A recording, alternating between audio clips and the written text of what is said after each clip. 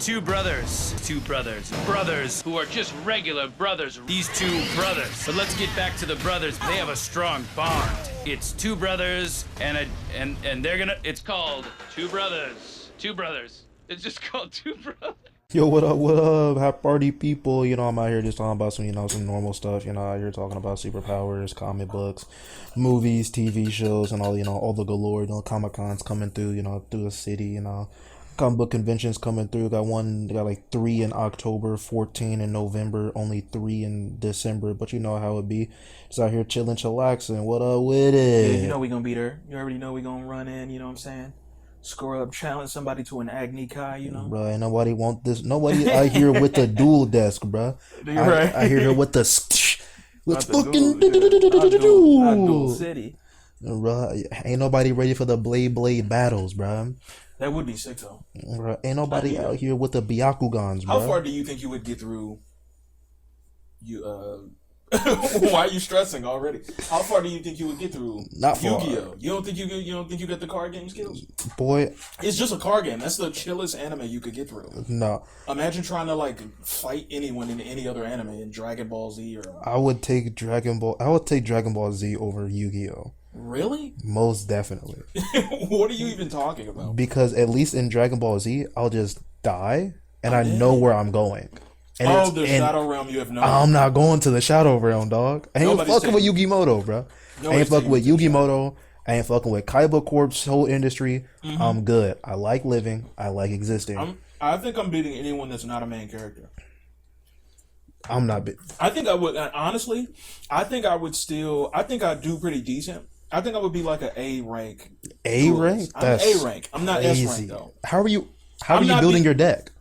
How am I building my deck? I'm building my deck for pure efficiency. Because everybody else wants to have a theme. Everybody else wants to be like the bug guy. Yeah. Everybody wants to be like, or like, you know how like Kaiba, it's like blue eyes and like Yugi likes magicians and stuff like that. Yeah. I would do none of that. I would just find the best cards that flow together. I wouldn't have a theme. I wouldn't be like trying to be cute. I would just be like, I need a technically good deck. I would have a balance of monsters, magic cards, and trap cards. I wouldn't try to go too monster heavy or too magic. Or spells magic. Is that what that is? Yeah. Spell cards, magic cards. Okay, my bad. Spell cards, trap cards. I would just have a whole balance. And that is the type of game where the thing is, at the end of the day, you need monsters. Your monsters are like a conduit of your spell and trap cards. Precisely. So it's like, I would have certain cards. You have to have certain monster cards that are weak, that are like pawns and cannon fodder, that can make them bait your opponent into activating trap cards. Then you need to have your actual strong cards. You don't want to have too many and too few. So it's the same as anything else. It's like you don't want to have too much DPS. Yeah, you see, I'm going to have 2 monsters. Mm-hmm. I'm dead. 30 traps. I'm dead. 40 spell cards. Terrible. He's a C-list duelist. No. Want to know why? Because all of my spell cards are just going to be amplifying my monsters. Or it's going to get my monsters out of the grave. And most of the time, most of the cards are just going to be Pots of Greed. So I can just keep drawing cards. Pot of Greed is banned. My two monster cards are going to be Obelisk the Tormentor and Dark Magician Girl. Obelisk the Tormentor is Red Eyes Black Dragon. Or Black Eyes? No, Red Eyes Black Dragon. Yeah, Red Eyes Black Dragon. Red Eyes Black Dragon and Obelisk the Tormentor are 2 of my favorite cards. Boom, there you go. If I had to have a god card, I fucked with Slifer the Sky Dragon just because that was Yugi's. Yep. But Obelisk the Tormentor just has the coolest name. Yeah. And I like that he's like 2 of them are dragons and one of them is just a guy, an ass kicker, just like just like Arnold Schwarzenegger. It's just a blue Arnold Schwarzenegger. That's hilarious. That would be a good bit. Mm-hmm. That's a good bit for like a sketch of some sort. Of just blue Arnold Schwarzenegger. Like, just stand next to 2 dragons, like, we're the best of the best. You're right. I'm gonna take you to the Shadow Realm. Mm-hmm. Get to the dropper. Get to the Shadow Realm. Right. I'm dead. That's also a good bit. If we were better comedians, we could milk that for a minute. Yeah, Arnold Schwarzenegger in Yu-Gi-Oh is hilarious. It is, but Arnold Schwarzenegger in anything is pretty funny. Mm-hmm. So he's really he's one of those guys that you put him in any sort of random universe, it's hilarious. Exactly. Yeah, you're right. He should just sell his likeness so we can see. I'm pretty sure he has already. We got to talk to him. We got to do an interview and be like, it's funny. You showing up, you're such a character. You showing up in anything is hilarious. Exactly. So you're going to get paid for it. Tons of money. Have you seen that insurance company that Geico? no, Allstate. The Allstate. Okay. No, wait, which is it? It's the one where it's like Well, the general? State Farm. Jake from State Farm. Yeah. And how they what did they do? They kept putting him in random commercials. No, they like they retconned it because it was just like a regular white guy, and they retconned it to this like black guy. Yeah, I read about that. So it was just in the original commercial. There was just a regular guy they had on staff at a random location, and then he just got big. So then they had to get an actual actor because he was just some regular old Joe Smo. Because he was actually just a regular dude. He was just a regular Jake. He was actually Jake from State. He actually worked for State Farm. Exactly. Right. So they had to get someone who could actually play the character of Jake from State Farm. No, they didn't. Which is hilarious. They could have just kept him. Exactly. I fucked with him. He could have been the face of Jake from State Farm. But they did a commercial where it was like Jake from State Farm was like, you know, you need the right insurance company because you don't want the wrong insurance company when something serious happens. It's like getting Bateman instead of getting Batman. Yeah, I've been seeing those too. That's been funny. That was funny. So, I mean, when it comes to just commercials in a general sense, it's like they have just shifted from the late 1998. And I say the late 1998 as in like the second half of 1998. Like from wherever the 6th month is to December. Like third quarter, exactly. 1998? Exactly. Right. From there till about 012. We're like 012? Yeah, 012. Because it's 2012, 012. Correct. All right. Everybody keeps getting on me about my O and then 2-digit numbers. Right. There's still an O there. Unless it becomes a 1. Right. I'm saying 025, bro. Bet. So from later half of 1998 to 012 was like good commercials. Right. After 012, they got mid. From 012 to like 016, 18. I could agree with that. And then after that, dog water. Good evening, ladies and gentlemen. Welcome to the Two Brothers Podcast. My name is Thunder. Yo, what up? It's your boy 000. Good job. I had to think about it on that one. Wasn't 100% sure on the name yet until I said it. It just felt right. Congratulations. Just felt right. So long time coming. Long time indeed. It's been like 32 years. Exactly. Exactly. 32 years. For me, not for you. Oh, yeah, no, not at all. 32 years ago, I was not even a thought yet. Nope, not even. Not even there. You want to introduce it? Introduce it. So I guess I can. So today's episode, we're talking about the Barbie, My Little Pony universe. We watched all of the cartoon Barbie, the live action Barbies, the My Little Pony TV series. We bought all the My Little Pony dolls as well as the My Little Pony action figures. Basically, just gonna do a review of everything that we accumulated over the span of 2 days. Or we can talk about the Conjuring. Right. I was going to say that too. I was going to be like, My Little Pony. But no, yeah, the Conjuring series. You have, ironically enough, seen the first and last Conjuring movie. You have not seen any of the other Conjuring movies in between. Because they don't matter. All you need is the beginning and the end of a book. So what you need, every time you get to a book, you read the first 6 pages. Exactly. Skip to the last 6 pages. You got the whole story right there. That's all you need. All you need is the introduction and the conclusion. Exactly. Everything else is just like... It's filler. It's filler, bro. It's just like, you know... Because the last... Jumping ahead just a little bit, we watched the new Conjuring movie. Right. Could have saw that by itself without any backstory and would have been perfectly fine. At least for me. I mean, but that's a sign of just good directing and good writing. The fact that it is part of a series, but it's still a condensed story. They do a pretty good job of giving you the backstory without it bogging the film down at all. So, I mean, as someone who has seen all of the movies and you haven't seen them, as much of a joke as it is, you are actually technically correct. You don't really need to see the other movies. They do influence this to a certain degree, but like the last Conjuring movie was good, but it really isn't connected to the very first one, the one I saw. The one we just saw, the last one, the one before this one, because there's 3 or 4, I do believe. There's 4. I thought there was other Because you showed me the list. There's 4 Conjuring movies, but there also is like The Nun. There's Annabelle. Exactly. Yeah. So I think it's like it was like am I tripping? I think it was like The Conjuring. Devil Made Me Do It is one of them. I remember you saying that, something like that. Yeah. That one was good. I like that one. Okay. Also, remember you at the skipping ahead just a little bit again. At the very end of the movie, you had said something about, oh, she was in the last one, and I was all like, was she? I said she was in the first one. Oh, okay. It was like, oh, no, but yeah, it's the nothing. the literal first one was, remember, it was the farmhouse and it was like the old lady and it was like the witch. Yeah, that lady, she's the actress. Oh, okay. Yeah, I didn't recognize her in the slightest. Yeah. Granted, it's been like years since I saw the first one. It's been like 11. It's been like, it came out in 2014. Yeah, it's been years. So it's been like 10. a good decade. It's been 10 years. Yeah, solid. Yeah.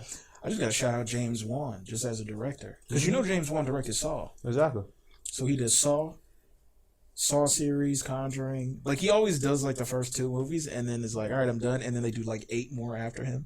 Because he does a great job at setting everything up. Mm-hmm. So all they have to do is just follow his lead. Right. A lot of the times people mess up when good directors do that. Right. Like they'll start off good with like 2-3 movies, and then all they got to do is just build off of it, and then they just tank it completely. Yeah. Luckily, the Saw series, they did not. Connor series, I haven't seen them all, but I saw the first and last.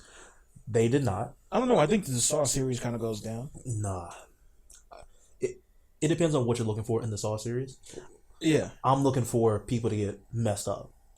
I'm thinking, but that's the thing is, that wasn't really the point of the first one. No, not at all. The second one got more into it. Yeah, and I was expecting it to just keep going like that. And that wasn't James. That's what I mean. James Wan was the first one. James Wan was like, I mean, the only thing that they did was, that's the thing is, it was just like, the movie wasn't about traps. The movie was just like, that's what the Saw series became is not what James Wan intended. Okay. He intended just the concept of this crazy guy trying to teach people lessons.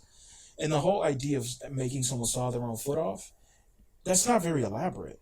Mm-mm. Like, you just lock them like up. like you put a key inside a dead body, and then like their ankle is handcuffed. It's not really a contraption. Their ankle is just handcuffed to like a pipe.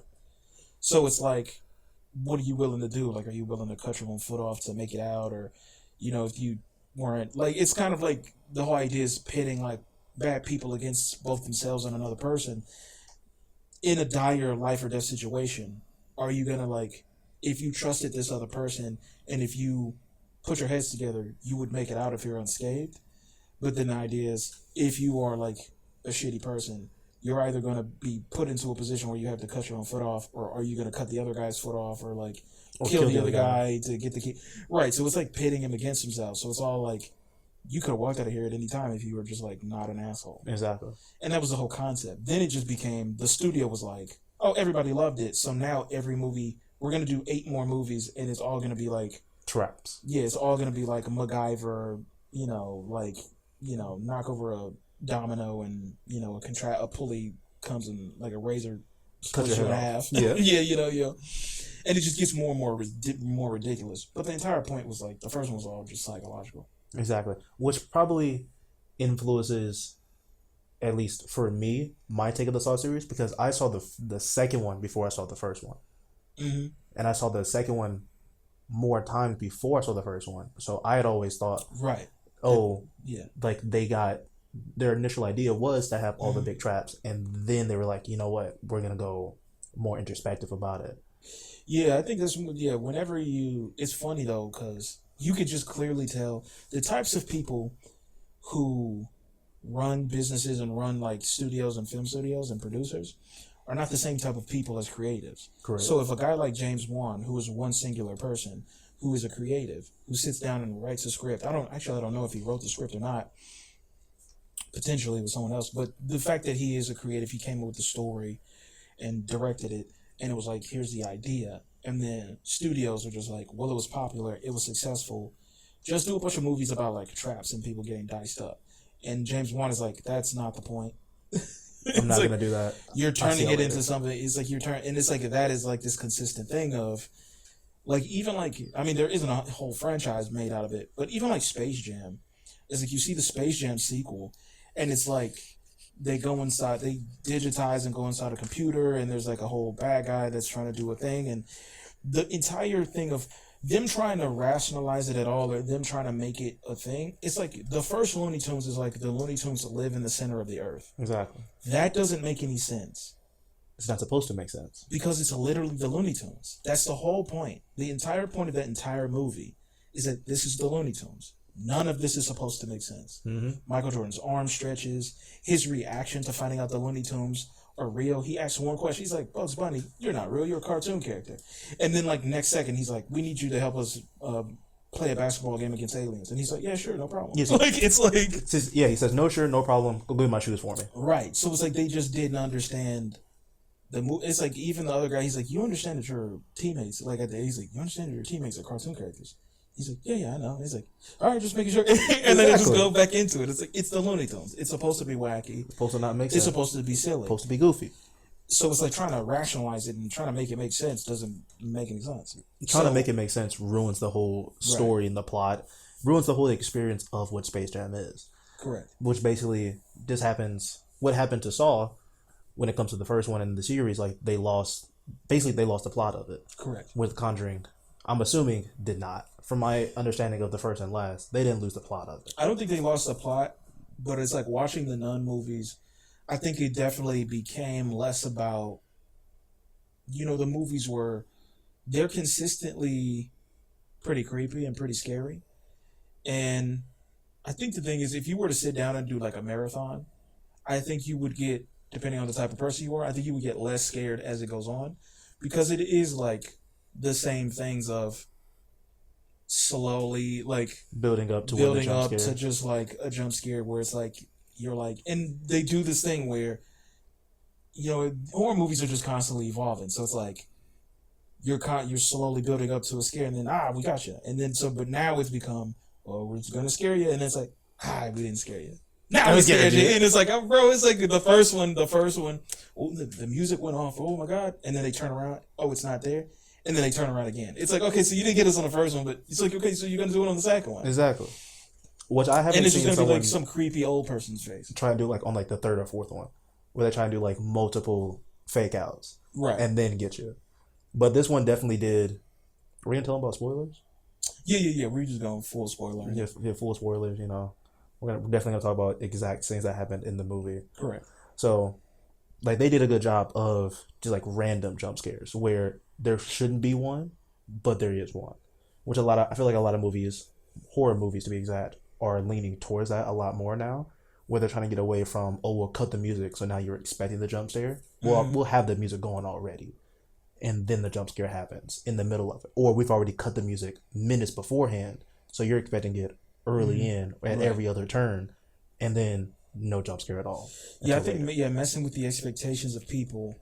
I think the thing is, when you really going forward with horror movies, I think that they're going in this direction of like quote unquote elevated horror or whatever, where it's all like, but it gets too, not too psychological, but just too intangible to the point where it's like it's like I find myself being more confused than scared. Most definitely. And I get to a point where I'm like, I don't even know what's happening. Like, I don't even know what to be afraid of. But I think that just comes from you understanding too much. Mm-hmm. Because just like how in Rick and Morty, just throw them in there real quick, how Rick has this cynical look on the universe because he understands it, and it's like most basic form.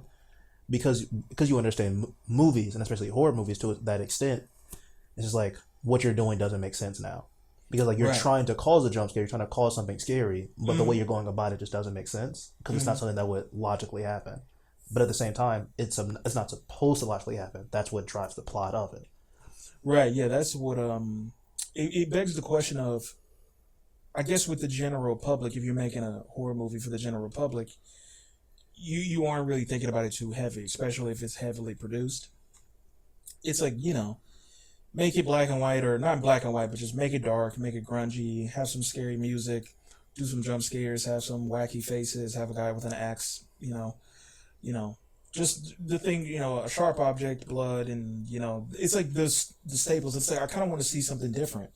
I kind of want to see, but then also the opposite of that is like, Midsummer and stuff, where it's like it's all in broad daylight. I think Midsummer is an effective film, and there is a feeling of uneasiness, but it's not actually like scary. Yeah. I wouldn't say that it's actively scary. It gives you this feeling of unease, like that you're always on edge of something happening, not of fear, but of just discomfort. Mm-hmm. However, it's different from disturbing movies that are actively trying to make you feel wrong about existing, Right. because that's completely different. I would say, ironically enough, the most effective horror movie to me lately was actually the Blair Witch sequel, which I don't think it did very good box office wise and maybe even reception wise. But I felt like that did effectively what a lot of heightened horror movies are trying to do, where the clear rules are laid out. I know what the bad guy is, and I know what the bad guy wants, I know what the bad guy is doing, I know what the bad guy is capable of. Whereas it used to be like, or not used to be, but even now, like we saw a trailer for a movie called Keeper, and it was like, what is this? I was so confused the entire time during that trailer. And it's like, you're not eliciting fear, you're just eliciting confusion. Exactly. So it's like, when things happen, I don't know what I'm supposed to, like, okay, so it's a couple in a cabin. It's like, what's happening? Are they going crazy? Are they being haunted? Are they fighting each other? Are they fighting something else together? Or one of them on the other person's side? Right. Like, what's happening? Because at least in the Conjuring movie, we understand, there's some type of ghost or demonic thing coming after the family. Makes sense. Most ghosts and demonic things, they don't really have that many rules. They can't immediately go for the kill. They need fear to build up more power. And they're always looking for something to be a conduit for them to like pass through to get to our realm so they can do even more damage at a much higher level. So with the Keeper, it was just like, what are y'all doing and what's the purpose of this? Well, with the Conjuring, it made sense. The demon, the monster, they're using the big demon, which I don't understand what that is, because if it is Annabelle, wasn't she just trapped in the box earlier? So someone explain that. Yeah, like how is Annabelle getting out? Exactly. So we have this big demon monster who's controlling these 3 ghosts to scare this family, to gain fear, to then open up their own portal. But like, you're doing this for multiple months at a time. So it's like, clearly you're not trying to get through a portal. You're just trying to get to old girl that you had killed way back then. Yeah, I guess the entire idea is it's like, it's interesting because it's, the Conjuring series is halfway based on real events. Yeah. But clearly there are liberties taken. Clearly it's like heightened to a certain extent.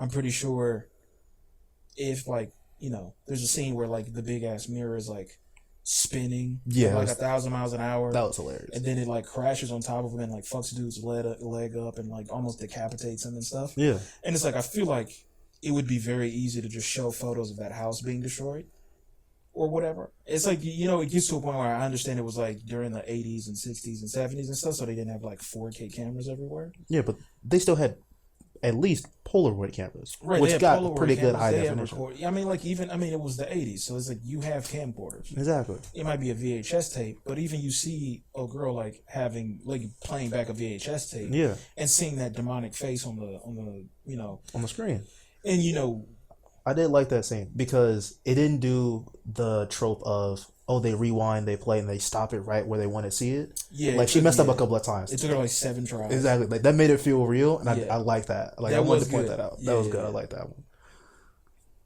But yeah, I think it's like how do you balance between like based on real events versus the film itself? Because it's like, because you do question in the films, okay, what do these demons and ghosts really want?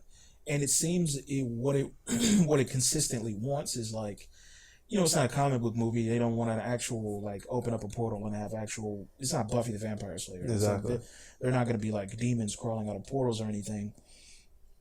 So it seems that it actively, with it being a spirit, time is really not that important to it. So it's perfectly fine waiting 50 years to accomplish a goal. And it seems that Lorraine Warren, who is this conduit, the mom, dark spirits and and demons are attracted to it. Spirits are just lost, confused people. Yeah. And so those people can be helped to pass on. The demon itself wants to sow discord and chaos. It's not trying to take over the world. It's not a supervillain. It's not trying to, create an apocalypse. it just wants to cause as much harm to any individual person it's close to. Yeah.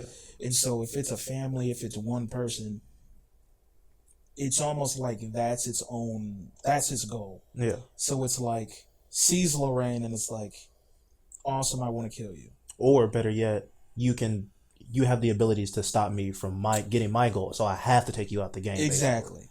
It's attracted to Lorraine because it's like, how do I get it? Like, these people, obviously, it would be hard, but these people, if they are strong enough and if they are capable enough, they can stop me and other spirits like us, obviously, from completing our task, which is just to cause as much pain and discord as possible. So it's like, all right, bet. What can I do to get her out of the game? I can either kill her, get her to kill herself, which is killing her, or I could kill her baby, which kills her spirit, which makes her never want to do this. Exactly. So it attempts to kill the baby, doesn't. No, it does. For a full minute. Right, kills the baby, but then somehow they got back. Well, they brought the baby back. At the very least, in the story, the entire concept is that their faith is the strongest thing. They don't even technically really have any power. Like, Lorraine herself may be able to see these ghosts and kind of communicate with them to an extent, but she doesn't, she's not the one exercising them. She can't punch them in the face, or she doesn't, she's constantly running from them because she can't really do anything to them. Now, since I haven't seen any of the other ones besides the first one, are we 100% sure that we can't physically damage these entities? It seems that they can't. Because I feel like there's been a couple of times we could have been bitch slapping these people. Yeah, that's one of those things where, I was thinking of watching a movie. Whenever I watch a horror movie, it's like, you could never have me in a situation like that because I would never take it seriously. Yeah. Because it's like the scene where she's in the attic and it was the chalk and it said "miss me" on the ceiling, she wrote in chalk.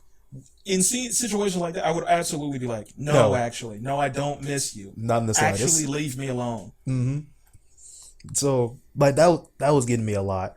And also, I assumed at the very beginning, when the baby died, because we saw that demon on the ceiling coming through. I was thinking that demon brought the baby back, or ghost, whatever it was, brought the baby back as one of those, basically a contract. It was a deal. I'm gonna bring your kid back, but eventually that kid's gonna be mine. Right. So I'm helping you now, so I can get to that kid later, who's gonna be highly sensitive to the sixth sense and to the spiritual stuff. Which once I get control of them, which is gonna give me even more power than what I could have on my own. Right. Turns out it wasn't like that at all.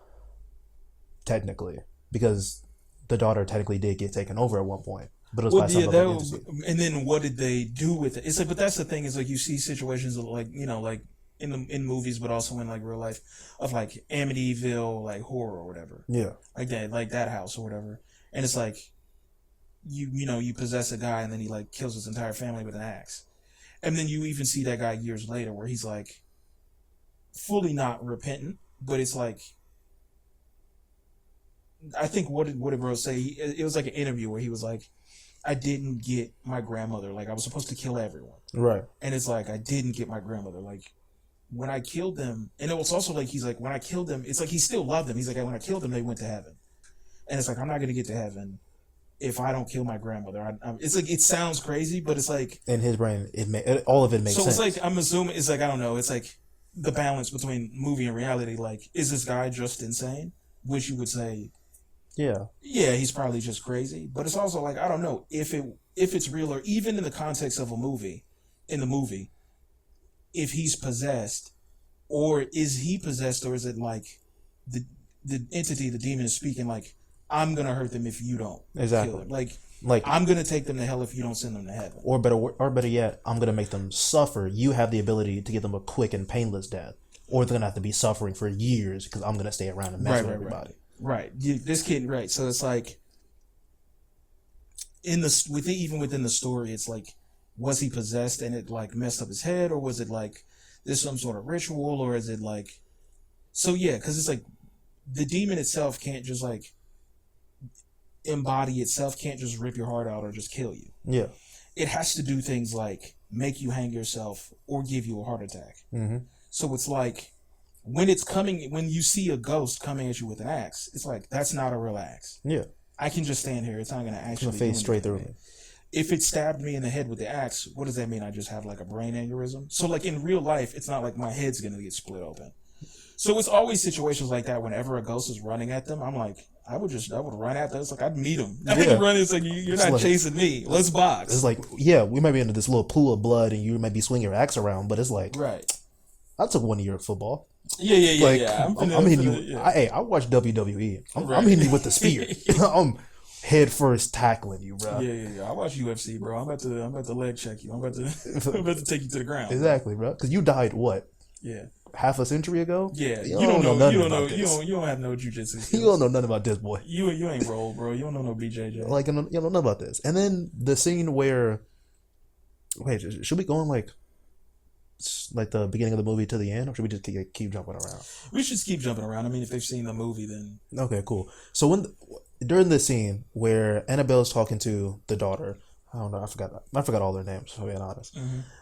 And then like she starts growing bigger. June. Yeah, I don't care. It's either June or Jude. I think it's not June, bro. It is like we're in September. I'm dead.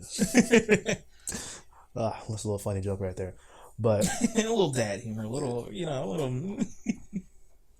When the Annabelle doll started growing large, I started laughing because I started remembering the scene where the daughter walked into her old room, and she had saw little tick marks of her growing bigger. I was like, oh, you've gotten so big. Throwing back to where one of the fathers talked about her getting big. It's like, that's funny. Yeah, you get taller every time I see you or whatever. Exactly. It's, like, it's supposed to be a really scary scene, and I'm over thinking about, oh, look, he got so big. Yeah. Like, I think that might be a thing, though. I think that might be what they were going for. Yeah, it definitely was.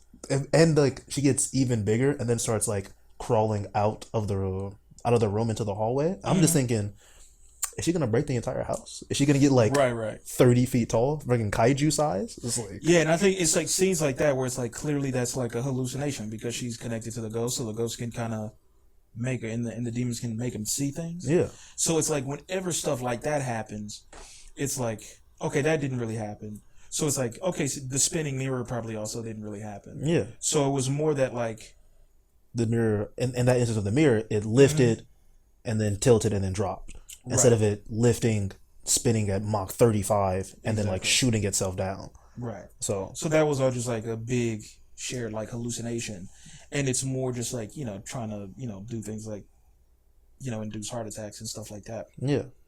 But I think one thing not necessarily specifically about Conjuring, but just about horror films is I think an interesting idea, I've never seen this in a movie, is the idea that whenever a ghost or a demon affects real life, I like the idea that, because it's like if you have a scene where you're in your kitchen and then you turn around and it's been like 5 seconds and then you turn back around and every drawer and cabinet's open and like knives are all in the ceilings, it's like there was not enough. Not only did that not make any sound, but it's like there was not enough time for all of that to happen. Exactly. So it's like, I guess all of it could just happen kind of immediately. But I like the idea that, or like, it can never be recorded. Like on security footage, always like glitches out or statics out or skips.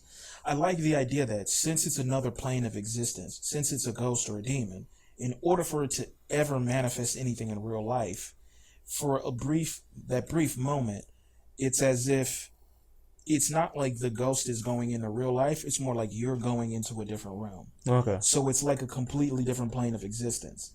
So in order for it to do anything in tangible life, it's like the tangible world ceases to exist. So the fact that the camera statics and the fact that there's no sound and things are happening in a time that it can't, like, it would take too long for this to happen. For every knife to get into the ceiling and all the cabinets to open or whatever. It's like, it's literally like a pocket dimension. It's like a pocket dimension opens up and then all of like laws of physics stop for like 5 seconds. But if that's the case, if all laws of physics stop for that point in time, that allows them to gain as much power as they have, but then does not also give you the ability to do more than you can, since things aren't right. Since you're no longer bound by your reality. You are now bound by their reality, which means that you have, if you're tapped into your spirituality, that is, then that means you're able to do more than what you could have, which means then you should be able to physically either damage or at least affect them in some way, shape, or form. Mm-hmm. Yeah, I don't know. I think because that's the thing is when you're thinking about it, because it's funny because it's like when you think about it, half reality, half fiction of what is or isn't possible is, I mean, there isn't any irrefutable evidence of like the supernatural. Like we have enough technology at this point, we have for long enough that there's no 4K footage of just a straight up ghost, fucking with people. Exactly. So, I mean, if it did, it would be national news. If it was just straight up some ghost with an axe just killing people. We sure?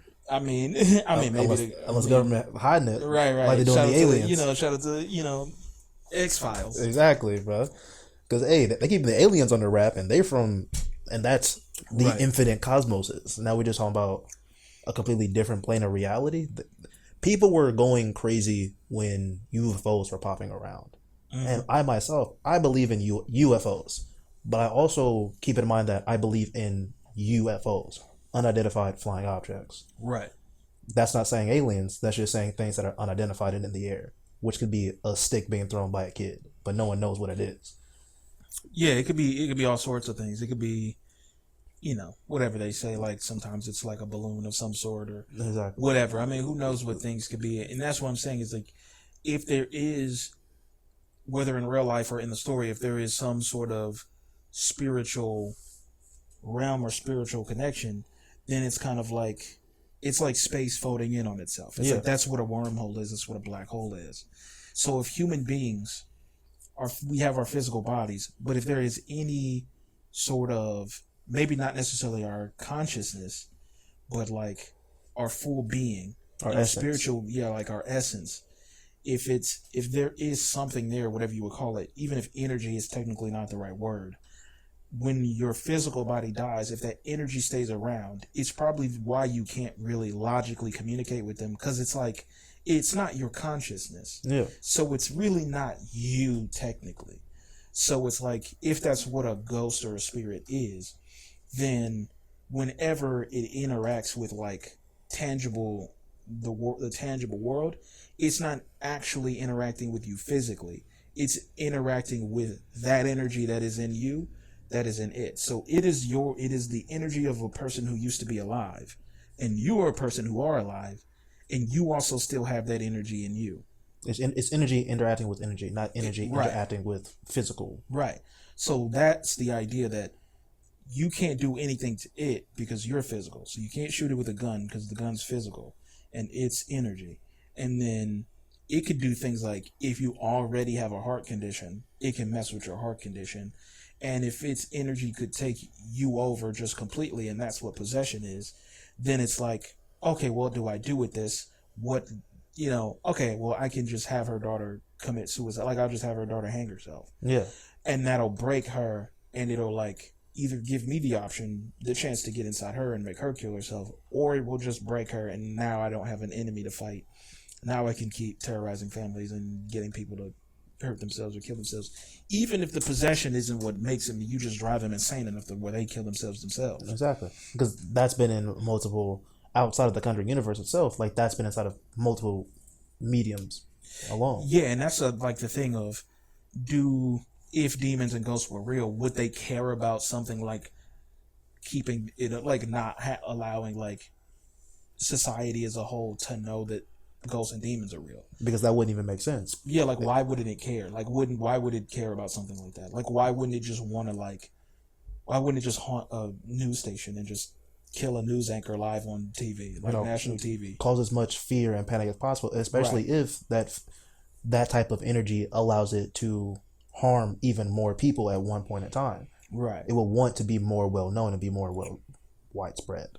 Yeah, so it's like even just talking about it from the purely fictional film perspective, it's like, I guess it really is not about overall total, like, it's not thinking that, like, it's just not that higher functioning. It's not thinking about destroying a country or a nation or killing all of humanity. It's more like terrorizing this family right here. Yeah, so if we terrorize these people in a way that makes everyone not believe them and think that they're crazy, or just the general sense of just, maybe it's just too many people around, it's just too much. Yeah. Like, it's just too much energy, and it's like can't focus. or whatever. Like, it's just not in a position to,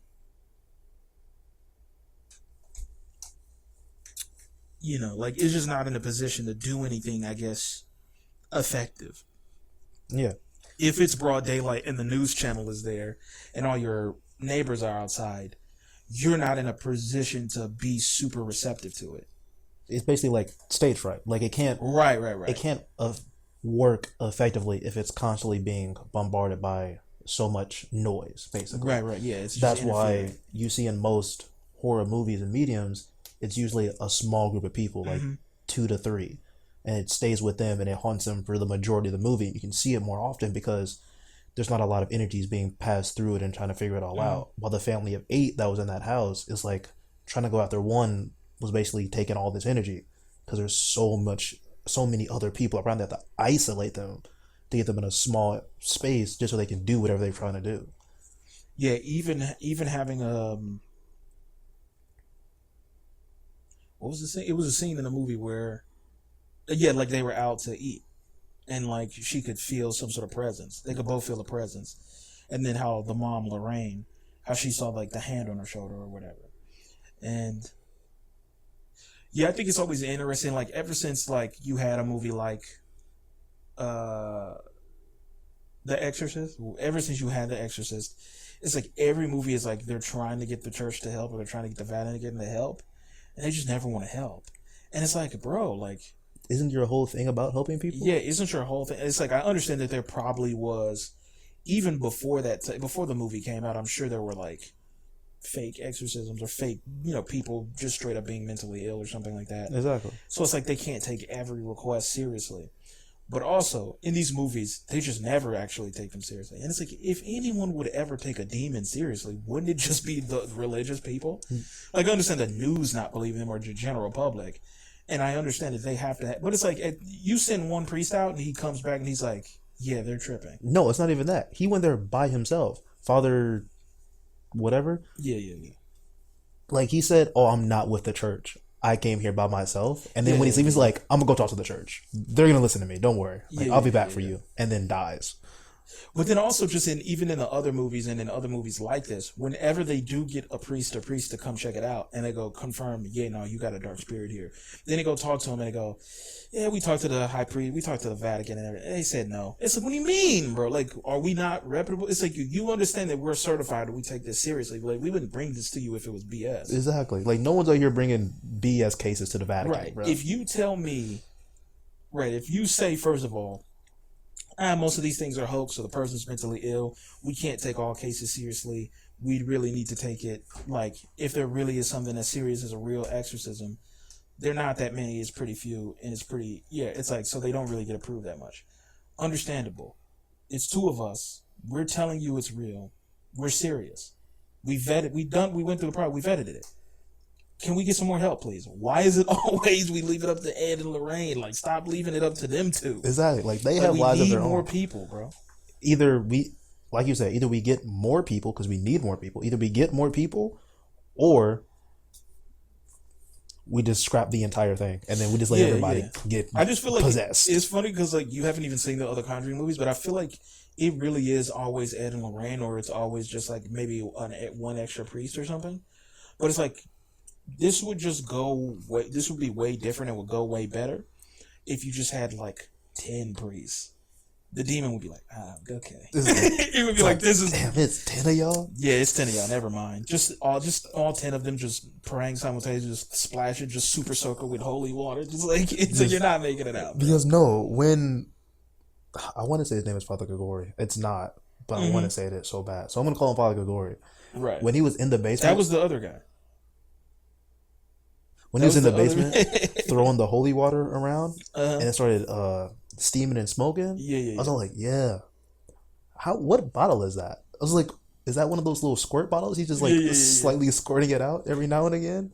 Because he should just have more holy water. As someone who's actively going to places that are haunted and knows that holy water is a good way to like figure out what the spirit is, how many, and all that jazz. Yeah. Just have that stuff on. I would also like pour it on yourself. You're not getting touched. Yeah, just pour it over his head, just pour it over your face, and just your hands, and just douse yourself in it. To be like, get away from me, bro. But also at the same time, he has his cross on him, so he's thinking like he's like protected, like he got the god of, not the god of the armor, but the armor of the god on him. Right. Did not work at all because he got that's what I was also saying. It's like, how are they in a church? It's like, how did a demon get in a church? And not just a church. It was like a very well respected, like a good church. Yeah, like a big Catholic like denomination. Like, what are we talking about? Exactly, and it's just how is bro in here? Like, how you got a demon in your church? And not just inside the church, but inside of like the very higher ups office. Yeah, it's like, should that not be one of the most spiritual? Like, y'all are cheesing. I don't know how churches work and like what spots are more spiritual than others, but I feel like obviously the chapel, probably like the number one most spiritual spot, probably the hot zone. Right. But at the same time, like their offices, like they should have a lot of artifacts in there, like holy artifacts and everything that should have a lot of spiritual aspects to them that should keep most demonic things out. Right, but I mean, also we're saying it's like they don't have like 2 nun movies. Like there's literally a demon dressed up like a nun. That is true. It's like, bro, how are you allowed to do that? This is what it is. This is one of those things where it's like, bro, you shouldn't be able to do that. It's like, I feel like God and Jesus would specifically be like, all right, cut that out. Like, you can't possess my people like that. Right, like, you can possess like my people because all people are my people. Right. But like, you can't possess like my holy people. You can't be a demon nun. Like some shit, you take it too exactly. Because how now if it's a demon, like a regular demon who doesn't possess a nun but possesses someone, and then have that person dress up like a nun, okay, because that's just fake. But like, they're an actual nun. Like, they did all the stuff to become a nun. I don't know what all the stuff is called. But, you know, they went through or whatever it is. Yeah, you know, they went through all that stuff to become a nun. So they should be armor of God, like big chillin' wise. So there's no way you're possessing a nun and then not only possessing a nun, but then dying and then still having the essence of the nun. Right. Like, yeah, like what is it? Like it's like this is where the power scaler in me comes out, where I'm just like, what is it's like, how does a devout priest who's been in the game this long, who has already done cases like this and won, like what, like I need you to know who this demon is. Like, how are you so strong that you're like lighting a crucifix on fire and like possessing a devout priest and making him hang himself? Exactly. It's like, that's crazy. Like, you should like, maybe he's not strong enough to fully exercise you, but it's like, he should be able to keep you at bay. Yeah, he should at least be able to survive. He should not be getting cooked like that. Or is it not that the demon or whatever is that strong, but that father started losing faith? But they didn't show him losing faith, so he seemed to be locked in. He seemed to be in the game fully. You could look locked in and not be. True. So he could have been losing faith in that moment of like when it started bursting into flames, or the fact that it was just there inside the holy building, which he was all like, y'all shouldn't even be here. Right, like old girl just teleported away. I'm like, was she just never there to begin with? Exactly. So it's just like, oh, are these holy places even safeguarded? Can I really be safe? Well, maybe some places are just, I think it depends on, like we said, who's there and are they really that devout? Are they really locked in? Exactly. Because it's like, it's not like just because they got the collar on that they really above board. They might be, they might be cheesing. Yeah. Which had me thinking about the scene where the daughter's inside when she's getting her wedding dress, and she's inside that room of mirrors. Right. Just that room of mirrors was just cool by itself. Just right. Point that out. Like, that was just a dope scene. It's them trying to make sure the camera isn't in shot, but then also they did some special effects afterwards. You like cut the camera out. Yeah, but still, just like sure. To have that scene is just like, you don't see that. Yeah, you don't see that too often. And just like the way that the optical illusion didn't make any sense, how she kept looking, like, how am I looking at myself, or like the back of my like head, and like, but I'm looking straight at myself.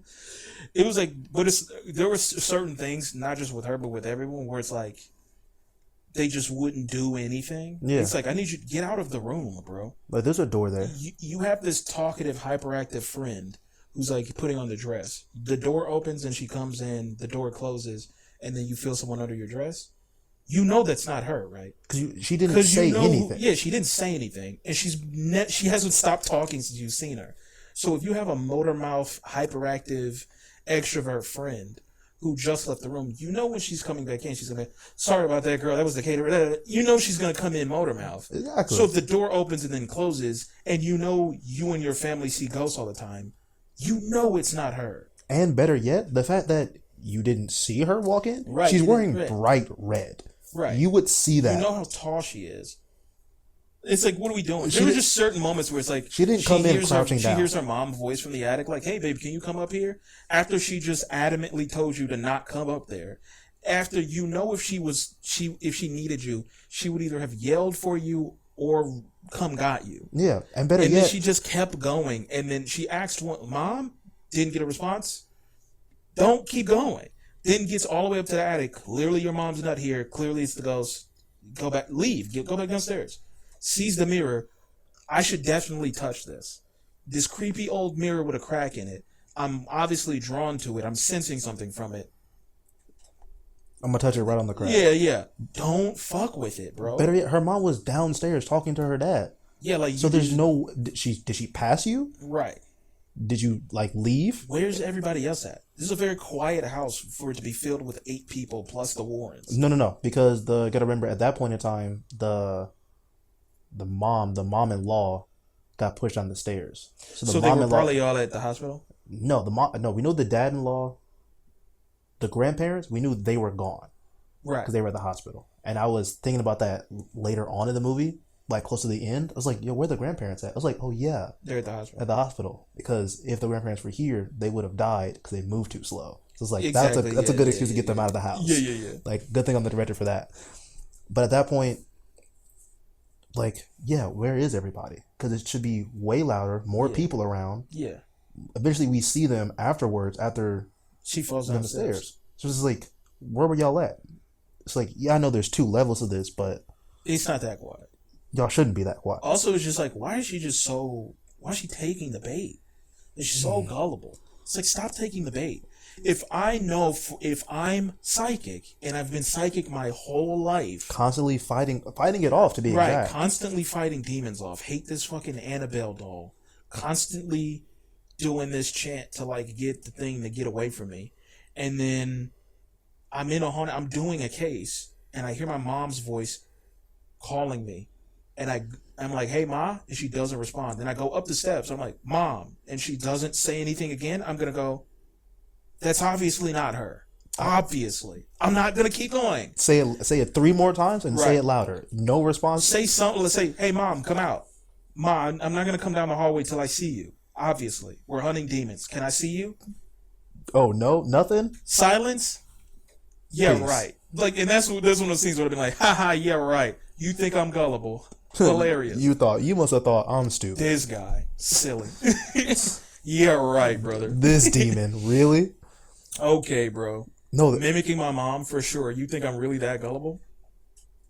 Does the daughter find out that there's 3 ghosts being used? I think I guess maybe they just explained it to her like off screen. But yeah. They don't. There's no scene where they explain it to her. Yeah, because Lorraine and the husband are the only ones that we know of on camera that understand that there's a stronger demon that's using the other 3 ghosts. Yeah, exactly. So I just thought that out there. I just had a thought. But yeah, I think it's like, even with like when she does eventually get possessed, how like the mom like runs from her. It's like, bro, get your daughter, like, get up close to her and like get it out, like do something, like be proactive, like. But that was like, look at me, like, yeah, like look, he was locked in. He was really like, he was in a mix. I mean, if he didn't have that air conditioning, he'd be what? I laugh because I'm remembering when the daughter got possessed and she started doing like the crawling towards the mom. I was like, oh, perfect opportunity for a suplex. Yeah. I was like, that's the best fight. She's already low. All you gotta do is just meet her, grab, suplex. Suplex. Like, yeah, granted, she's gonna land on her butt, but still, suplexing your daughter is crazy work. And then I thought about the same thing with the dad when he's on the stairs. I'm like, you're a perfect suplex height. Just like grab, suplex. Talking a lot of shit for someone in perfect suplex position. Exactly. Like, come on.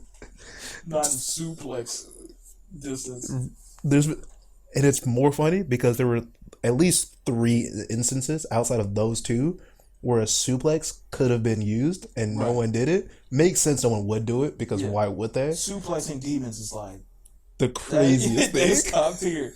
That's what I'm saying, bro. I would never take that shit seriously. Them suplexing demons. Because there was that scene, throwing it back to when Lorraine was in the basement in the pool of blood, getting chased by the dude with the axe. All she hit, he hit a swing and it stopped right in front of her. I'm like, his arm is right there. All you gotta do, that's a little sweep round to the back, grab the waist, suplexed. Done. And if you phase right through him, cool. Phase right through him, then go up the stairs. All right. Because he didn't really block the way the stairs. Right, he didn't. You could have kept going. I could have. Yeah, it's like that dude was slow. I could have broke his ankles easily. Easy moves. I know earlier in the movie was really good. Oh, I know what I was gonna say. But keep going. When the daughter had showed up with Tony. Tony? Yeah, No. that's his name, Tony. Okay. I feel like it's not Tony though. I don't know. I'm getting like a 4-letter name, but with T. But it doesn't Tommy? really. No. But it doesn't really matter. When he had showed up and they got out the car going to the dad's birthday party, I was real confused. Not confused, but I thought it was funny that she had just realized that he had a tie on the entire time. She's like, "Oh, you have a tie on. What do you have that on for?" This is like, Yeah. How long was the drive? 2 minutes, and you didn't notice the tie? Yeah. How did you go this far without knowing he had the tie on? But at the same time, Yeah, his name was Tony. Oh, okay. At the same time, I understand. Also, her name is Judy. I knew it was either June or Judy. I knew something with a J, but I didn't really care. I'm gonna forget later. I knew that TV, the medium, does that where they'll start a conversation and then they'll go to the next scene and then continue the conversation, or just start a conversation in the next scene, and not implying but implicating that people weren't they were talking about something else, so it didn't cross her mind. But there's a good joke where Judy and the dad both had the same line of, "What are you wearing a tie for? It's not a funeral," which had me thinking, "Oh, he's definitely gonna die now." Right. Because they both made that joke about there being a funeral and him being the person of the center of attention. And then once the doctor told him earlier about how he cannot have a heart attack again, I was like, oh, they're setting up for him to definitely die at this point. Because now there are 3 instances of him dying within a 30-minute span. That's foreshadowing. And then later on, once the demon who's possessing Judy hits him in the chest, not in the chest, but like touches his chest to induce a heart attack, I'm like, oh, he's done. Now she's gonna see that, have that happen, and then that's gonna give her power to take over basically, and then fight it back. Yeah, but I think that was definitely I saw that too, like the foreshadowing. I mean, I guess that was the entire point, was to kind of put you on it. I kind of knew that. I think just in real life that Ed and Lorraine kind of ended up pretty old. They got pretty old. But I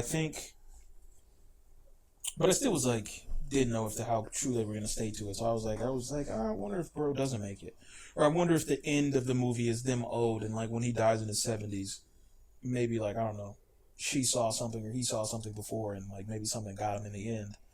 But the beginning crawl was this was their last mission that tore their family apart, and then at the end she's like, I foresee that our life is gonna be great from here on in. And then it was. Exactly. And I'm like, wait, what? You said it tore their family apart. They're perfectly fine. I mean, I'm not. It's I'm not hating. I'm glad they're straight. They're big chilling out here. It's right, they are big chilling. I really let that happen like that. They are being chilling. But no, I was thinking if it was me, I would have fully been I would just be RKOing ghosts left and right. You would not. I would be jumping from the top of the ropes. Y'all would not be able to hang with me. No, because there's no reason why most people aren't just. No, I can't even say that, because I understand why most people aren't more active towards demonic things. It's just fear. Because at any instance, you don't know what's going to happen. So it's automatic fear response to just be nervous, start running away. But movies, at this point, I don't think horror movies have horror movies in their universes. Now, this one's based off of real life, so it's different. But it has me thinking that horror movies don't have horror movies in the universe, so people aren't expecting these type of things until it actually happens. That makes sense. Which then has me feeling kind of sad for those universes, because that means y'all miss out on an entirely big, good genre of movies right there. Yeah, I always think about that when you watch like a Will Smith movie. Does it like do Will Smith movies not exist in this universe? Like if you're watching I Am Legend or I, Robot, it's like, does that mean Independence Day doesn't exist in this universe? Or is it just played by a different actor? Right. Or is it just like, yeah, Denzel Washington and Independence Day or something? Exactly. Because like they wouldn't have the same person as that, because then you would see people like, oh, you look exactly like the actor from that movie, and then they have to explain that. It's just like, no, like they don't even have that. They do that sometimes, like literally in Supernatural. There's the scene in the season finale of season 4 where Dean is talking to the Archangel. Or is Zachariah an Archangel, or is he just an angel? I think, yeah, he's an Archangel because he's one of the brothers, the 3 brothers of Michael, Lucifer, and Zachariah. No, Gabriel and Raphael are archangels. I feel like he's part of that. Michael, Lucifer, Raphael, and Gabriel are all definitely archangels. They are confirmed archangels. I think Zachariah is he's a higher up angel. He's less than an archangel, but he's more higher up than Castiel. That makes sense. But no, like when Dean saw him, he's like, because they had him in this like waiting room, and it was this like really like fancy looking like hotel room, and Dean was like, well, isn't it the sweet life of Zach and Cass, like the sweet life of Zach and Cody? And they were like, what are you talking about? He's like, don't worry, it's a TV show. Don't worry about it. But then the actress who plays Jody, who plays like this lady who becomes a hunter because her family gets killed by like ghouls, but that's the actress who plays Kim in Sweet Life of Zach and Cody. So it's kind of like, wait, so like in this universe, do they not see Jody Mills and be like, hey, you look like Kim from the Sweet Life of Zach and Cody? I don't think they don't ever reference it to her, to her face. Like she never makes a Zach and Cody reference. I guess devastate their family doesn't mean devastated forever. I guess it's like it devastated their family in the moment. Yeah. But not forever. It puts them through like this big scene of turmoil and everything. Right. But then afterwards, like they come out stronger, quote unquote, unscathed, together. Which also just has me thinking, because at the end it had talked about the family had lived there for another like 3 years. It's like, so what, did they die or something afterwards? It's like, what happened after those 3 years of them living there? Because that just doesn't make sense to me. Because if I'm not mistaken, which I'm pretty sure I'm not, it says the family had stayed at the estate, never had any problems for like 3 more years, and then after that, they're just like disappeared. So like, what happened? Mm-hmm. They just all die afterwards? Right, they just get all cooked. Just like, dang, that kind of sucks to be over. Right. Could not be me. But like bringing it back to you talking about how that actress is the same actress who's in Sweet Life of Zack and Cody. Is it because, do they not reference it because it's a different person who's playing her role in the show? Or is it because she looks too different? Or better yet, she just looks similar but not the exact same, even though it is. Well, they also do jokes with like Sam, because the actor who plays Sam was also in another CW show before it was the CW, back when it was the WB. Yeah. Because there were 2 channels. There was this WB, and then there was UPN.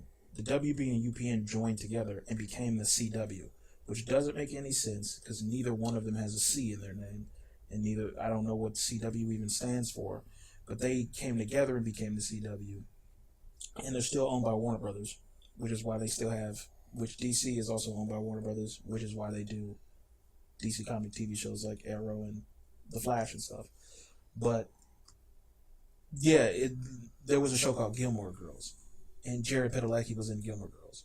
And so there's a scene in, I can't remember if it was the first or second season, it's probably the first season actually, where they're like on a film set, and they're like, and here on this lot, this is where they filmed Gilmore Girls. And Sam is like visibly like, damn, we have to get out of here. It's like, so what does that mean? Like, it's like, there's a TV show where like, there's a guy that's identical to him. Yeah. I mean, but they also make that reference again later on in the show with Jensen Ackles. Yeah. When they eventually come when they go to that portal and they're in the real world. Mm-hmm. And he was in soap operas. Exactly. Yeah. So I'm glad out of all the actors' names you don't know and you never remember anyone's name, the one actor's name you remember is Jensen Ackles. I know a handful. You know the most famous actors. You know Brad Pitt and exactly. The obvious household names, Tom Cruise and stuff. If they're not famous, do I really need to remember them? Like, you don't know anybody's name in this. You don't know, like, the main dude in this is Patrick Wilson. Cool. What else? I know from other stuff. Right. And then you know, like, the actress in this. I know her from other stuff. Is Vera Farmiga. Yeah, sure, whatever.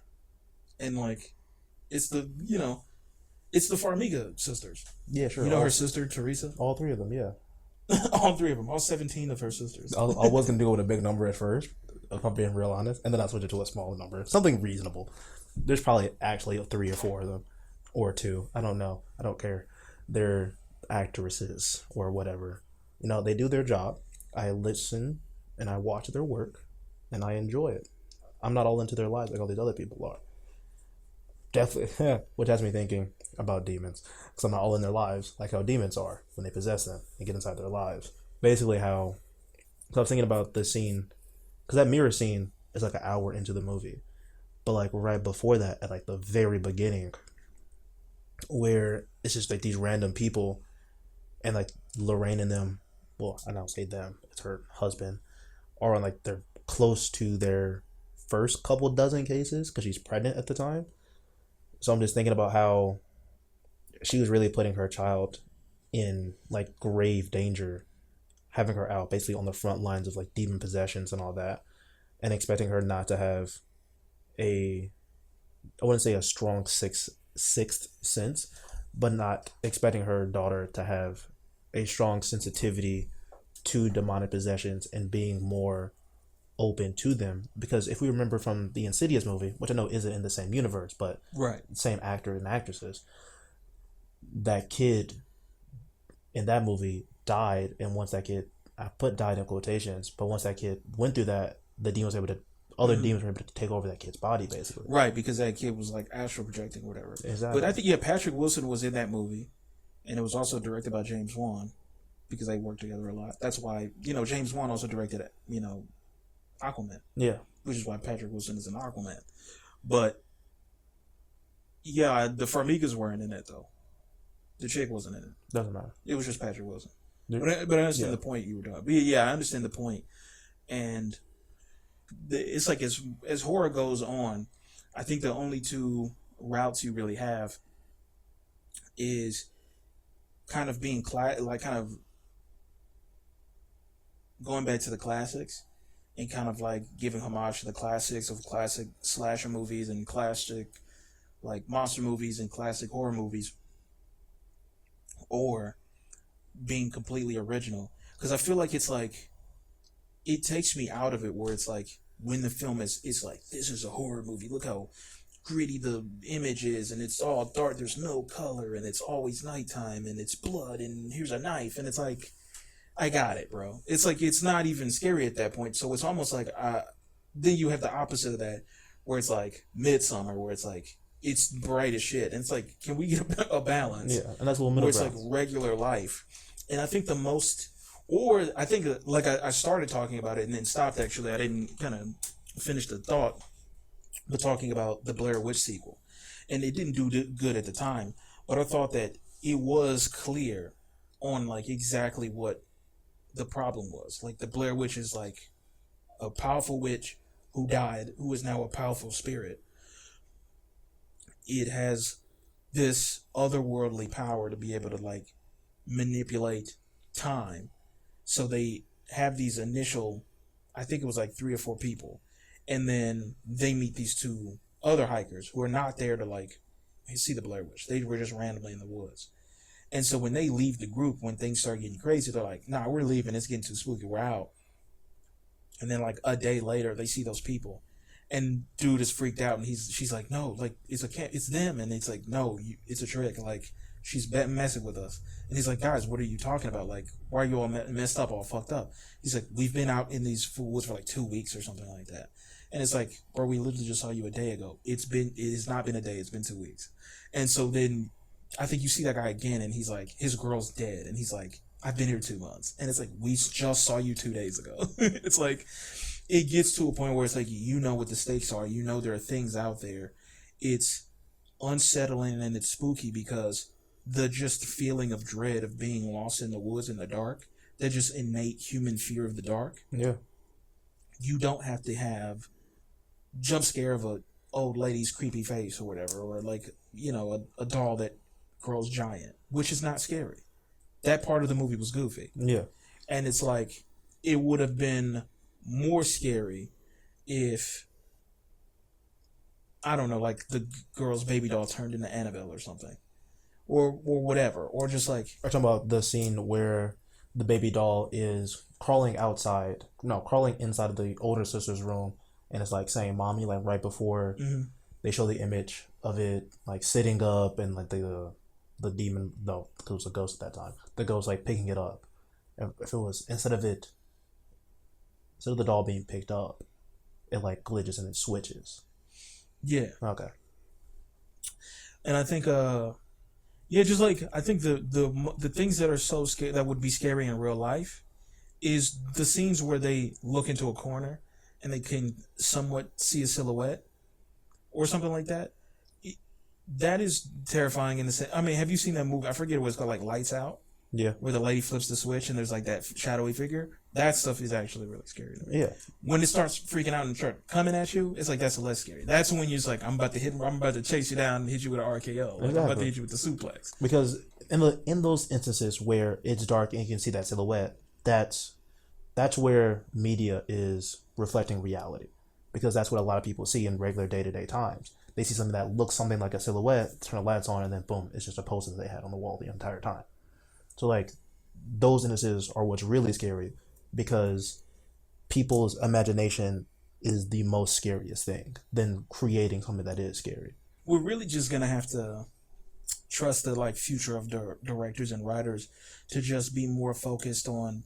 We're probably only gonna get like 1 or 2 maybe good scary movies or horror movies a year, and everything else will just be kind of like cannon fodder. Yeah, pretty much. But and if not cannon fodder, there'll be something good to talk bad about, or at least compare it to the old stuff, so we can really see where the trajectory of horror films are going, if it's going up, if it's going down, if it's plateauing.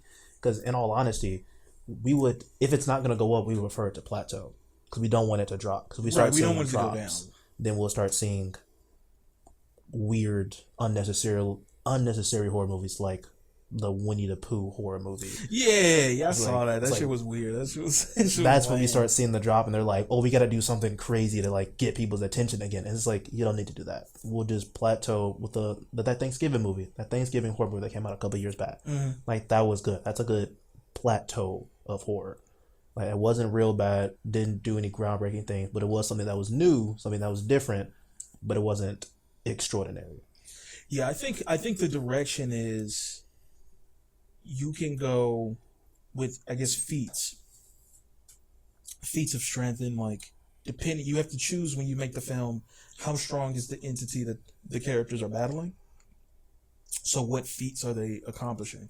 So is the situation they're in, is it accomplishable? It's like, is it something they could fight? Because we have grown up on like watching Supernatural, and it was consistently, what is the thing? Let's figure out the lore on what it is, figure out how to beat it, and it's like, you know, like, get the salt or burn the mirror or whatever it is, perform the exorcism, find the, you know, wooden stake dipped in lamb's blood or whatever it is. And I think some movies are going to have to go the route of, is this a situation where they can figure it out and they can beat it? Is it something like the Smile movies where it's a curse? So it's like, okay, well, how do I beat the curse? Or is it something like Blair Witch where it's like, this is an eldritch god, I just need to get away from this thing, I'm not beating it.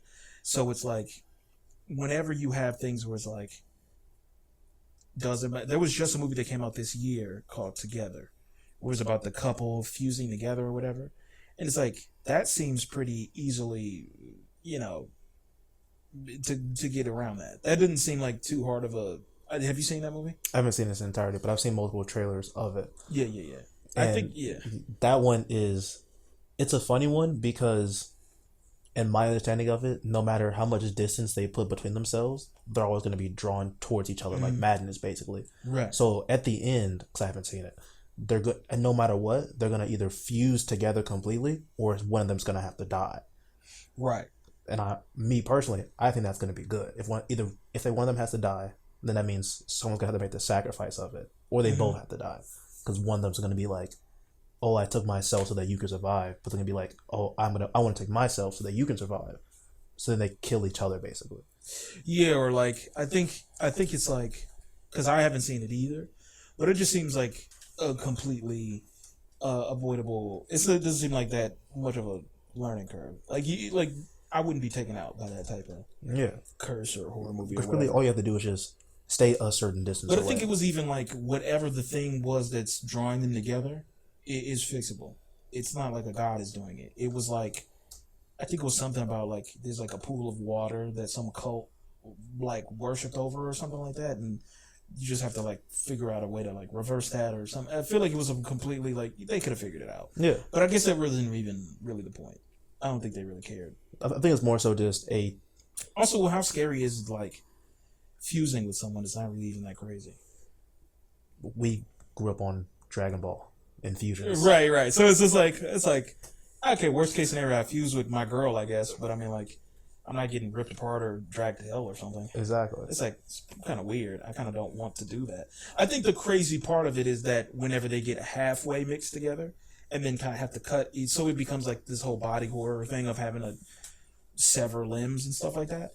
But then it's like, just don't touch me. It's like just don't do that. Just.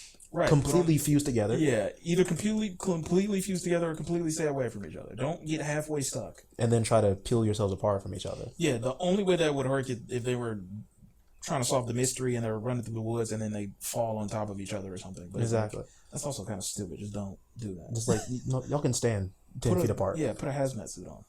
Yeah, both of you put hazmat suits on. But I think it's more so, I think it's a horror telling of what love is. Yeah. And I think that's really good because you don't see stories like that. So that's why I want to see it. Yeah. Like that's the whole metaphor of it. Yeah. It's like if you love someone too much. I don't know. That's kind of like that's what the whole elevated horror genre is all of those like A24 horror movies of like, this is actually a metaphor about depression or this is a metaphor about family. And it's like, it's not, the film itself is not supposed to be a metaphor. The story itself is supposed to be about ideas. So it's supposed to embody an idea.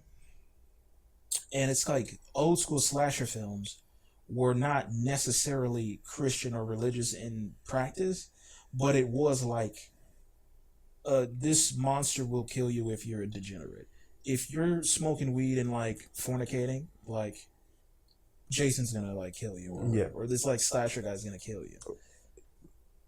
He's gonna go for you first. But the whole idea is the metaphor, which isn't really a literal metaphor in the story, but the idea is that degeneracy is just unhealthy, right? So it's like, if you smoke weed, this guy will put an axe in your brain.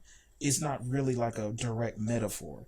It's not like in real life, weed will kill you. Like, it will fuck with you. It will, like, but it's like, if, like, addiction is unhealthy, is the entire point. The addiction will kill you. Right. So if you are an addict at all, like, if you, and obviously people felt differently about weed then, like, you can smoke pounds of weed and your brain's not going to explode. Like, you'll be fine. Yeah. Like, if you do too much coke or you do heroin, like, your heart's going to stop. Like, exactly. You could definitely die from that.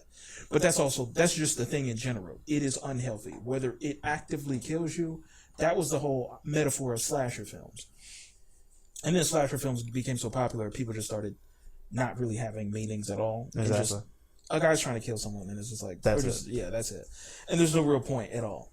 But I think having a point and having ideas is still crucial and is still good. That's the entire point. But I think that it shouldn't be so ham-fisted and so kind of on the surface.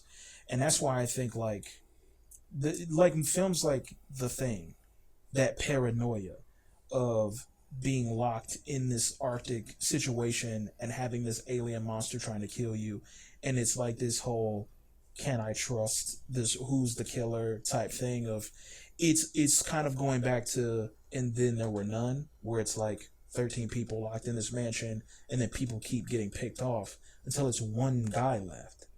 And it's like, wait, it's like, the killer's not me. I wasn't killing anyone.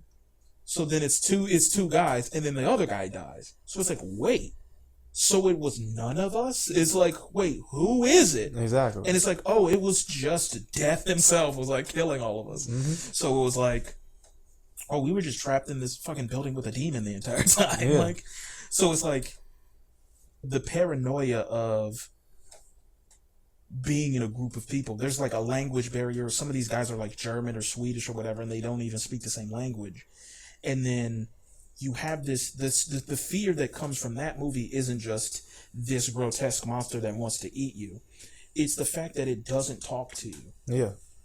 Not only does it, like, if you have it strapped to a chair, it's never like, "Mwahaha, you puny humans, we're gonna take over the planet," or "I'm gonna eat you." There's none of that.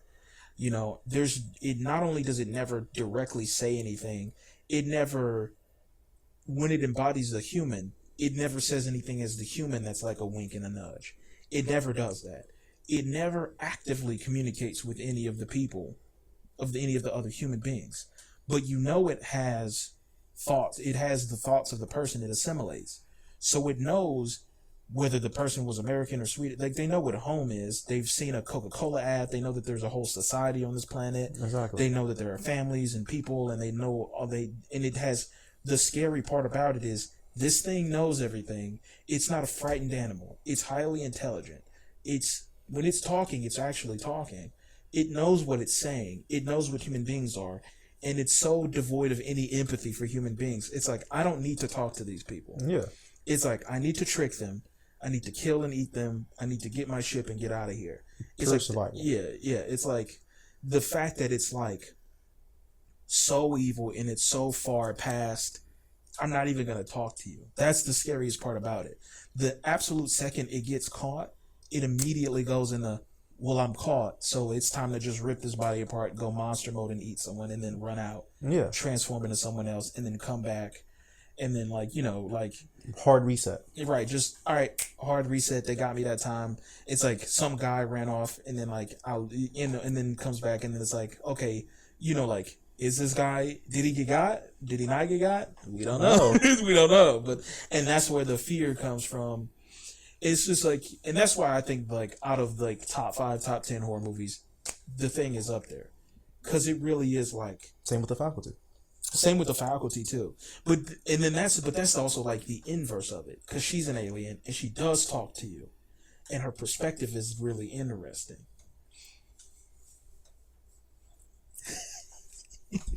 but that's what I'm saying. Like, it's actually like, it's like the opposite trope, but done best, like done to its peak. Because she's showing her side and her quote unquote evilness and what she wants, but she's doing it in a way that is forcing them to be on their back foot of, oh, can we trust the people around us because they keep getting taken over? So we don't know if we can trust the people around us, and she's actively trying to take us over.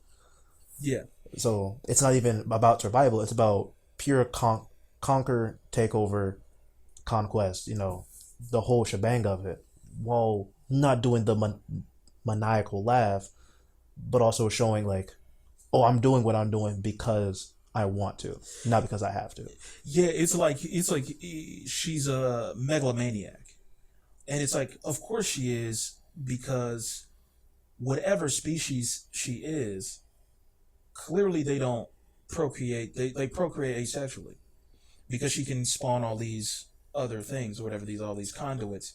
So I guess if like she's the queen, what the hell was that? Oh, it's just lint.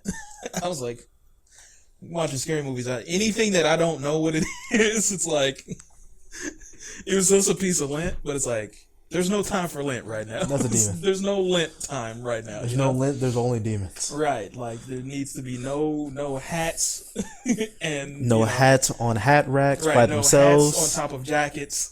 Nothing like that at all. Nothing humanoid. No seats full of coats or anything. None of that. Nothing that looks like it has shoulders. Nothing with legs standing in a corner. No cloaks. But yeah, like, yeah, whatever her species is, if you're the type of species that doesn't seem to, as a alien queen, I mean, I don't assume that there are plenty other alien queens or alien kings or whatever it is. Clearly, it just constantly replicates itself. It doesn't have. You can't have empathy if you have to take over the body of other living beings. It's kind of like I saw some video that was talking about like some book about like vampires and stuff like that, and it was like really trying to like make vampires scientific, and which was really interesting. It was like it's a predator, so it doesn't have a lot of empathy because you can't have empathy if your natural instinct is to kill and eat. So if you have to like rip something's throat out, you can't be crying while you do it. You know, Exactly. so it's like you have to innately not have any sort of empathy. Like a lion can't feel bad about killing a zebra; it'll starve. Exactly. Right? So it's like that's the thing. Is like so it has to be purely psychological and cultural. If you in like modern day vegans of being like cows are cute, it's like no human being who was starving 1,000 years ago ever thought that. They like, thought, "Ooh, I could eat that." It's like I'm eating this cow. It's like I'm killing. It's like I'm beheading this cow with this giant broadsword right now. Like I'm not. It's like Roasting it over this a fire. horse is my trusty steed. We've been through a lot. It's a winter. I have nothing else to eat. Sorry, old Bessie, you gotta go. It's like one of us got to make it out, and I'm the one with the sword. but we also don't eat food raw. So I guess it's more like there is a certain component of empathy, and it's like we can also kind of connect with animals if they're cute enough. But I think it's like, But at the same time, we don't eat it. We don't eat meats raw because it would kill us. make us sick. Yeah. So it's like we gotta kill it to cook it. Right. We can't just like And we slice a evolved piece from off. and we evolved from that like a long time ago. Like, Yeah. that was like pretty archaic human beings like figured that out. So, but like her whole kind of speech of like being like she goes from this persona of like I'm this southern like I'm this southern new kid and I don't know where Nothing where I is. fit in and I don't know what clique to go to, and then like the second that her facade goes away, she's immediately, not only is she like, she turns in her giant alien form, but then when she turns back into her human form, she doesn't have clothes on anymore because her alien form doesn't wear clothes. And now that her facade's going, she's always in the water too. Mm-hmm. So it's like she always wants moisture. It's like in like the air on her and stuff. And also like the clear difference in her like demeanor is immediately way more commanding and way more self-assured. And then like just her capacity to manipulate and stuff like that, and like how much she just doesn't actually care about any of these people. It's like she just wants more people to assimilate and more conduits of them. So it's like she really doesn't give a shit. Yeah, not at all. It's like it's funny to like complete the way the complete heel turn works.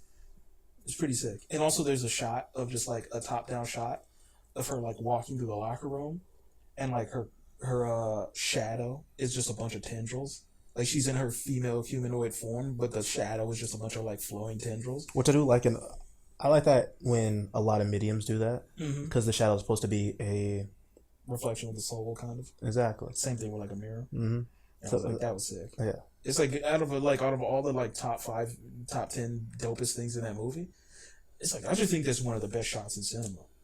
And I mean, I'm pretty sure other films have done shots like it, but it's like it's just one of those things of like some movies are like hidden gems where it's like, bro, this is one of the dopest shots I've ever seen. Like I've seen so many other movies. I've seen classic movies. I've seen movies that people are like, these are the best movies ever, and they are still good. But it's like there's so many movies that people probably don't even know like have some really sick shit in it. Yeah, that's true. I was talking to a friend of mine last night, and actually I talked to her a couple of days ago, and she's like, "Oh yeah, like I really like action movies and like those type of genre movies." It's like, cool. Like, you ever seen The Raid? She's like, "What's that?" I was like, "Oh, okay." It's like you like action movies and never seen a Raid? I was like, "Oh damn!" I was like, because I was trying to figure out where her level of action movie was. Like, where are you? I was like, because Raid's like it's up there. It's like, oh, okay, so you haven't seen that. So it's like, okay, so like Marvel action movies. She's like, oh yeah, I've seen a couple of those. It's like, oh, okay, so your action movie. Yeah, what are you even talking about? It's just like Jason Statham, Tom Cruise. She's like, oh yeah, I've seen a couple of those too. I'm like, okay, I'm lost on where you are now. Just tell me what are you talking about? This is like, I was so She's confused. talking about fucking The Pacifier or something like that. It has to be. What is she talking about? It has to be. This is only Dwayne Johnson movies, only The Rock movies. It's like, Just Journey to the Center of the Earth or something like that. It's Only- like, what are you even talking only about? Vin Diesel movies. This is like, I need a larger. I need you to have a larger. The Tooth pool. Fairy or whatever the fuck it was. Need you to have more and better. So I was like, okay, I'm gonna put you on, because clearly, like, you like television and movies, but the stuff you're watching it's not good. It has to like what are your thoughts on like international movies? Like, oh yeah, I'm cool with them. I'm like, all right, cool. I'm gonna put you on actual good stuff, because you're lacking right now. Yeah, what are you even talking about at this point? Back to the Conjuring movies and just horror movies in general. Any thoughts? By itself, the Conjuring movie is definitely. You could definitely, like I said earlier in the year, you could watch the first one, watch the last one, and get a complete closed loop circuit of a good 2-part movie, and it'll be great. The one that we just saw, good stuff. I'll definitely recommend it to definitely a couple of people. It has. I don't think. I know I can't even lie like that. I was gonna say I can't think of any bad parts of it. There's not parts of it where I thought, oh, I would rather be somewhere else. I never thought that during the movie. I thought there were parts where, oh, this person could have done something different, but at the same time, it's based off of real life, so they can only do so much with it. They can only make it as fantastical as they can while keeping it strict and straight to the story of what reality was. I had a lot of laughs in there. It's definitely a good time. I would watch it again if someone offered the movie to me. But granted, I don't watch a lot of movies more than once in a general sense. There's a lot of good scenes in there. There's a lot of good scenes, a lot of good laughs at things that shouldn't have been funny. But yeah, exactly. Only because of what I've watched beforehand, because of what I grew up on, because of the knowledge that I have about certain things. Things were funny when it should have been funny. Things were scary, at least in a, oh, what's going to happen next type scary, when it was like a mellow type mood. It was like, something bad's going to happen though. I have a feeling something bad's going to happen. Overall, I'll give it a solid, horror movie wise, of fear, like a 2 out of 10. Movie wise of just entertainment, I give it a good 8 out of 10. Not a bad movie. Yeah, I would say the entire kind of like Conjuring universe, just having seen all of the movies, I would give the entire universe like 7. Just as being enjoyable movies. And I think if I were to really think about the top like maybe 5 or so scares in the entire series, I would say there are moments, the top 5 scares are scary. But in a general sense, the films themselves are just not that scary. They're creepy, and it gives that vibe. So if you're in the mood to like, it's Halloween or whatever, or you just like your movies and you just in the mood for that vibe, then I would say these are good. They're quality films, quality acting, quality direction. So I would just say the whole series. I'd say watch those series. Definitely watch the first one. I think the first one is the best because it was directed by James Wan. So first one's best. Devil Made Me Do It was pretty solid. This one's good. I think I like Devil Made Me Do It just more just in general. But I think this was just a good end to the whole saga. It was a good for the Lorraine's story and everything. And I mess with them. I like them as characters, and I like these 2 actors together. So I kind of want the actors to keep doing stuff together just in general. I just like them, in general. So I would say they're solid. Nun movies solid. Annabelle movie solid. So I would say 2 thumbs up all around. Gotta say. Good stuff. I'm not complaining over here. Not at all. Definitely didn't think about the beginning scene a couple of times throughout the movie, where the random girl is. No. I'm trying to think completely. Like the very beginning of it, when they first. Yeah, it is. At the very beginning, where the shopkeeper's daughter. Exactly, because the shopkeeper hangs himself. Correct. I was thinking about that scene earlier, like later on in the movie, because I was thinking, because when the father hung himself, I was like, okay, this demonic thing's MO is definitely making people hang themselves. Exactly. Which I've been thinking about just other like historical people, not historical people, but history where people have hanged themselves because of, oh, there was this demon thing or whatever, whatever. So it's just like, okay, did they stop this one or did it just leave and go somewhere else? Right. Yeah, like what really is stopping a demon? Like, is it just temporarily kind of getting it away from you or getting it away from people, kind of making it dormant for a while? Because it's like you can't kill it. Exactly. Like, are you locking it away somehow? Like, or is it just kind of inevitable that, new people come around and it'll start up again? So, yeah, but I mean, like, I guess it's still like the story's still about hope. Like, hey, if these guys took them out, the next people will take them out. Which I thought they were doing at the end, where the dad would toss the keys to Tony. That's not his name. That is his name. His name is Tony. Oh, okay. That's not his name. I don't want that to be his name. It's something else. It's definitely. It's Johnson. When he tossed the keys to him, I was like, oh, are they doing like a whole passing the torch down to like the next generation? Yeah. But I mean, like I said, I don't. Based off a true story, I don't know if they did or did not actually. I mean, maybe they did in real life. I don't think they're gonna make any more movies. Yeah, I didn't think so either. But I did like that though. But also, I am a little concerned, not concerned, but with the room that has all the artifacts with inside of it. Mm-hmm. Why none of the demons or spirits or whatever that's inside those artifacts? Why don't they just be popping out every now and again? Yeah, I guess. Yeah. I guess they're all dormant at that point. Which I think they're just lonely.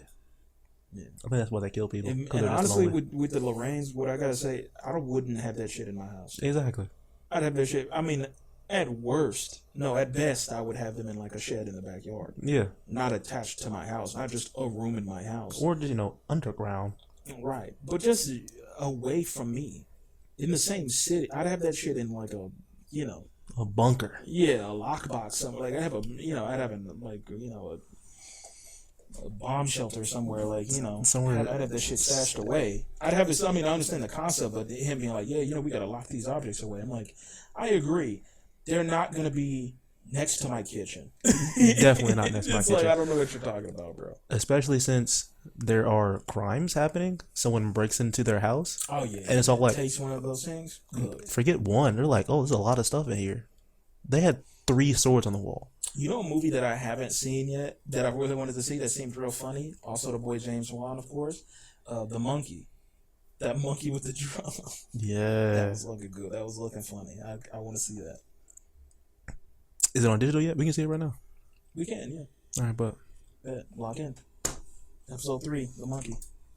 Bet. All right, y'all. If we gonna go ahead and drop out of here, get to some bigger, better stuff. By bigger, better stuff, I mean more movies, more things to talk about. We'll be back with you on the next episode about some crazy stuff. Might be the monkey, might be some superpower stuff, might be some comic book stuff, might be a different movie altogether. Might be Nike's new slogan. You never know until you tap in. So stay tapped in, stay locked in, and see you on the next one. Yeah, you never know what we get into. We might just quit and go into real estate. Shit. You never know. We might just, might just start doing paranormal investigations ourselves. Hey, not gonna see me out there. I bring a fucking shotgun. Might go into insurance, something like that. Hey, door-to-door sales, B2B. Hey, I'll do some door-to-door sales right there. I sell knives. Yeah, we might open up a bakery. You never know what we could do, man. Tune in. Hey, I can definitely do some baking. Tune in and come get a pastry. Tune in, come get a pastry. Croissants, anything, whatever you need. And every one of them will have the Two Brothers logo on it. Have the Two Brothers logo on it. Exactly, the Two Brothers. All right. Remember, when you're looking up the podcast, YouTube, the Two Brothers Podcast. TWO. TWO. Or the number 2. But either way. Try both. Try them all. Try every variation. Just make sure you don't look at... We don't do sports. Or right. at least... We don't do anything else. He might talk about sports. I'm not going to talk about sports. Right. I know nothing about sports. Yeah. I played them. I don't know nothing about them. Right. But I'll be here. We're the black guys. Remember. Two Brothers Podcast. With two black guys. With the two black guys. No A. It's BROTHER. No A, but we are black. So it's not brothers. Well, we are brothers, but it's not spelled brothers. Yeah, we're brothers from the same mother. Correct. With an S on brothers. Also, we're both black. There are a couple of them that have only one black guy in there. Yeah. That talks about sports. It's not us. It's not us. Not talking about sports. 2 black guys. We're also neither one of us are ginger. There's another account with a ginger guy. Correct. He's no dope. Gingers. No gingers allowed. All of the accounts are dope. Like, I've looked at a couple It's of not them. our fault. Nothing we can do about it. Really not. We made it beforehand. We didn't It's regulation. trademark it. That's what we should have did. Can we trademark it on for YouTube? Is that a thing? Oh, okay. Okay, cool. We're gonna trademark it. We're trademarking it right now.